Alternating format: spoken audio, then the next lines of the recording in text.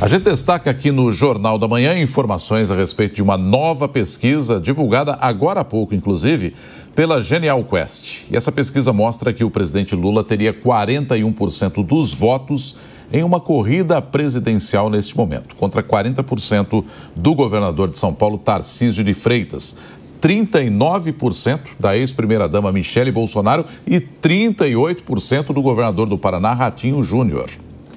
O levantamento traz também outros dados, como, por exemplo, que 66% acreditam que Lula não deveria ser candidato à reeleição. Para 65%, Bolsonaro deveria abrir mão da candidatura e apoiar outro nome.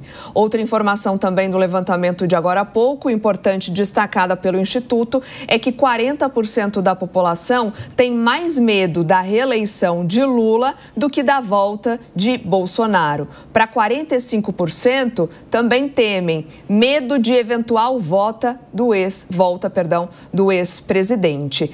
Vamos chamar nossos comentaristas, para analisar essa segunda pesquisa. Ontem a gente trouxe também aqui no finzinho do nosso jornal a pesquisa da Quest, mostrando que 57% desaprovam o governo Lula, enquanto 40% aprovam. E agora, Deise, mais esses dados mostrando 66% dos entrevistados dizendo que Lula não deveria tentar a reeleição, 35% apenas pensando aí que o petista deveria tentar esse quarto mandato. E aí, como que você analisa todos esses dados, tendo um pouco de comparação um pouco com a pesquisa de ontem e de agora há pouco? A gente tem alguns dados simbólicos, para não dizer outra coisa assim, mas em primeiro lugar, Soraya, as duas pesquisas elas demonstram um desgaste do governo Lula em grupos que até então ele era majoritário. Então, pela primeira vez, a desaprovação ela supera a aprovação entre os católicos, onde o PT sempre teve uma preferência maior, E aí a gente tem um ponto que eu acho que é muito forte aqui, que é essa erosão simbólica do lulismo e essa fratura da narrativa majoritária. Por que eu estou falando isso? Porque a gente não tem mais, o PT não tem um inimigo em comum. Não existe um lavajatismo com o qual o PT poderia lutar. E mesmo assim o desgaste acontece. Então não tem trabalho de comunicação que consiga superar essa queda constante da popularidade do presidente Lula. Então não é só um sinal de desgaste administrativo, é o prenúncio de uma ruptura muito maior na esquerda, que é justamente essa crise do lulismo enquanto um projeto narrativo. Então, é o fim da esperança, o Bolsa Família já não conta mais, esses projetos sociais que sempre deram voz ao projeto da esquerda, com 57% de desaprovação, com a desaprovação só subindo, eles vão ruindo. E aí não existe uma narrativa para 2026. Porque o lulismo, ele sempre foi muito mais do que um conjunto de narrativas públicas. Ele era uma engenharia de pertencimento, se a gente for entender um pouco mais. E é isso que está sumindo. É isso que as pesquisas têm demonstrado. Quando a maioria da população fala que não quer uma reeleição do presidente Lula, essa questão do pertencimento que ele sempre conseguiu trazer para o PT, ela vai se dissipando. E aí, eu acho que o maior agravante é justamente isso, é não ter nenhuma guerra cultural em curso e, mesmo assim, o PT ainda consegue passar para a população o sentimento de abandono. Eu acho que isso é o mais grave, é um sinal de ruptura muito forte que a esquerda está vivendo.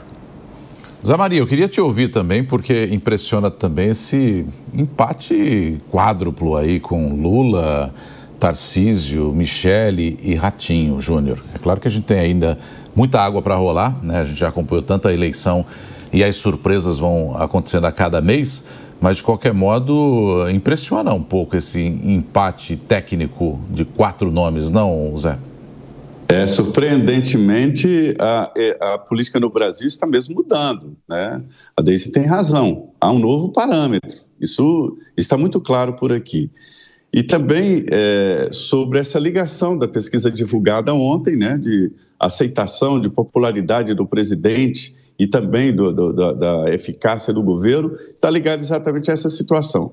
Eu conversava sobre a pesquisa de ontem com integrantes do governo sobre as ações, O governo tem feito projetos, tem divulgado projetos, mas não está melhorando a popularidade, pelo contrário. E o Palácio tem pesquisas próprias que indicam a cabeça do eleitor, a cabeça do cidadão, né? Que são as qualis, que são as pesquisas qualitativas. E não há mais esta influência tão forte assim da economia, da gestão, na intenção do eleitor, porque estamos num novo parâmetro. Me disse um deputado, é preciso trocar o chip do político, ou seja, mudou o jeito do eleitor ver o Brasil e de ver o futuro do Brasil. Então, ontem ficou muito claro nas pesquisas de que não é mais essa história de Bolsa Família. Normalizou, foi o termo que eu ouvi do próprio PT. Normalizou. Então, o PT precisa de outra bandeira, assim como os outros partidos.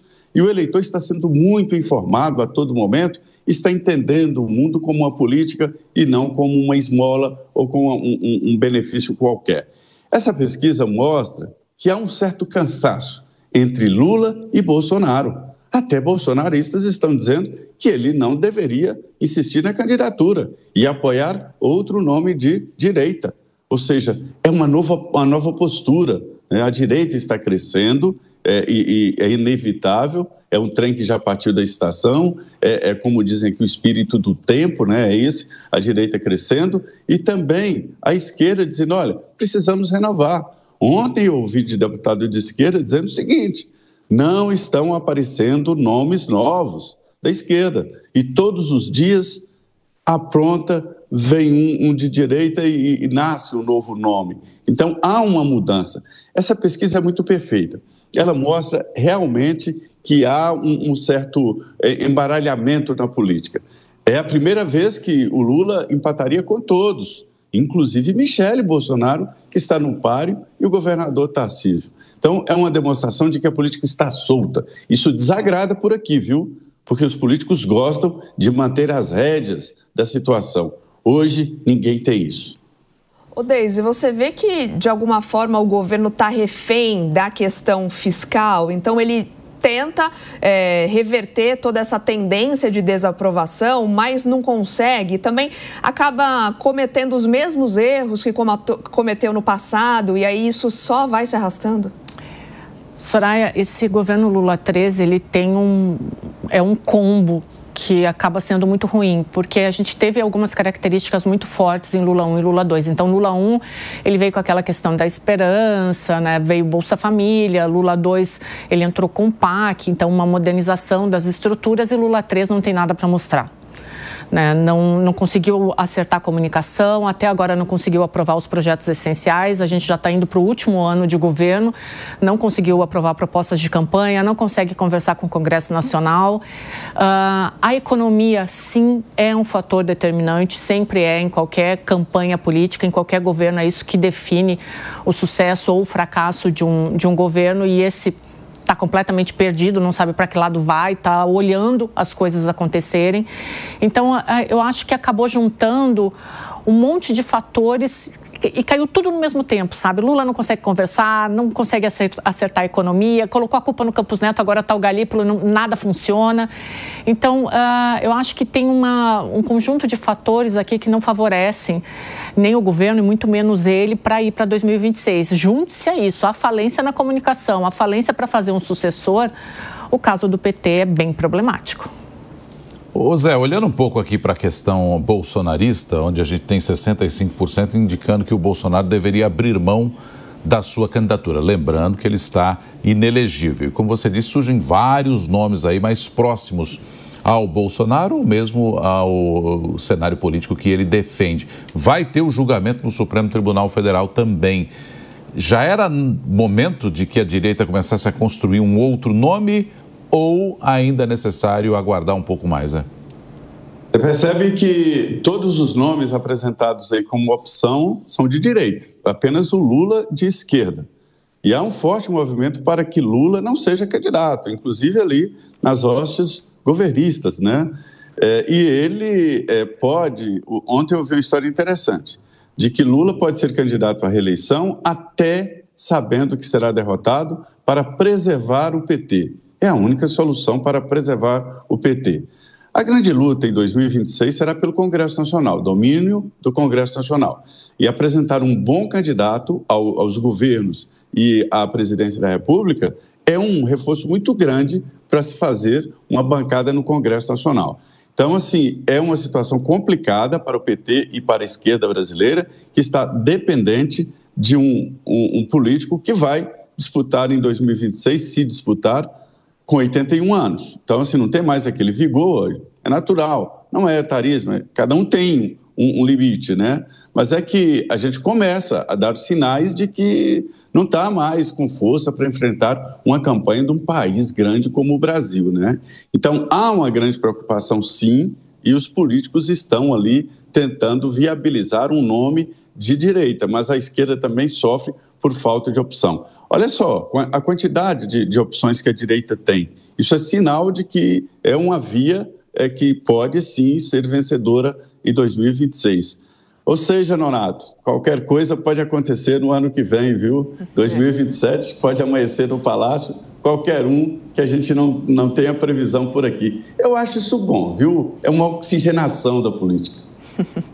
Vamos acompanhar, né, Zé? Obrigada também a Deise. Daqui a pouco a gente volta com outros destaques para análise aqui no Jornal da Manhã. Vamos